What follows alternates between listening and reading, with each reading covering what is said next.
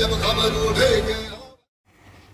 कुछ फिल्मों का क्रेज ऐसा होता है कि सदियों तक वो अपनी छाप छोड़ जाती है। जैसे कि KGF को ले लो, 2 चैप्टर्स बनाए गए और अब चैप्टर 3 आने वाला है, वो भी 2025 में। फिर भी रॉकी जैसे मॉन्स्टर की प्रतीक्षा की जा रही है।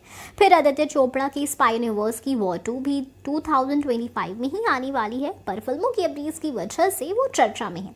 पुष्पा 2021 में रिलीज हुई और अब पुष्पा 2 2024 में आने वाली है, पर अभी से लोग अलग अलग कहानी बनाने लगे हैं कि ये बंदा अगर झुकेगा नहीं तो करेगा क्या।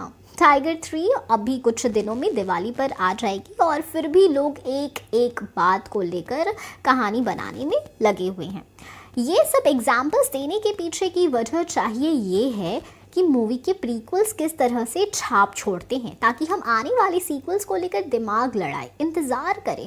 पर ये बात अजय देवगन की मूवी सिंघम अगेन को लेकर क्यों नहीं हो रही?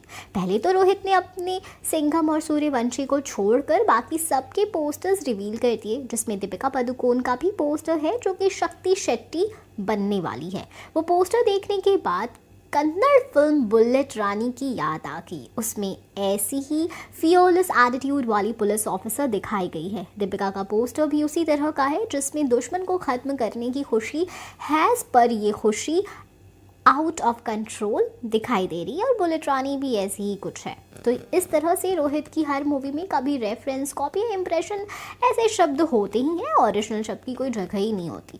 बस एक्शन, ब्लास्ट, कैमियो में शुगर कोट करके फिल्में परोसना, यही बड़ी प्रॉब्लम है। लोग यहाँ पर पैन इंडिया फिल्में बना रहे हैं, अलग अलग और टॉपिक्स को लेकर आ रहे हैं, और रोहित अपने पुराने फंडे के साथ ही चल रहे हैं, जिसकी वजह से वो अपनी फिल्म को रिस्क में डाल रहे हैं। सिंघम जो कॉपी यूनिवर्स का पहला हीरो है, रोहित के कॉपी यूनिवर्स का उसे लेकर क्रेज नहीं है। इसके पीछे की वजह रोहित ही है। क्या होता है, मूवी के प्रीक्वल्स या फिर किसी भी यूनिवर्स में बनाई गई पहली फिल्में किस तरह परफॉर्म करती है, उसका कंटेंट, उसकी कास्ट या पैसा वसूल है कि नहीं, ये देखा जाता है।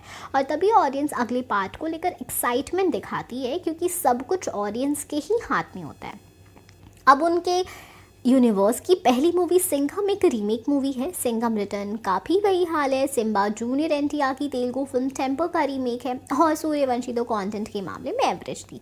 बेसिकली ये यूनिवर्स रीमेक पर ही बनाया गया है, ऐसा नेगेटिव रिमार्क है। रोहित की फिल्में कंटेंट को लेकर फंस जाती है, जिसकी वजह से ऑडियंस को लगता है कि ये कोई रीमेक फिल्म ही बनाएंगे या फिर थोड़े बहुत चेंजेस करेंगे। ओरिजिनल तो उनके पास कुछ होता ही नहीं है, जिसकी वजह से वो मूवी की तरह ध्यान नहीं देती और मूवी का कोई क्रेज नहीं होता। यही हाल हुआ है इस यूनिवर्स के साथ। खैर, अब आप बताओ, आप कितने एक्साइटेड हो सिंघम अगेन को लेकर? हम फिर मिलेंगे एक नई वीडियो के साथ। तब तक खुश रहिए एंड सेफ, बाय बाय।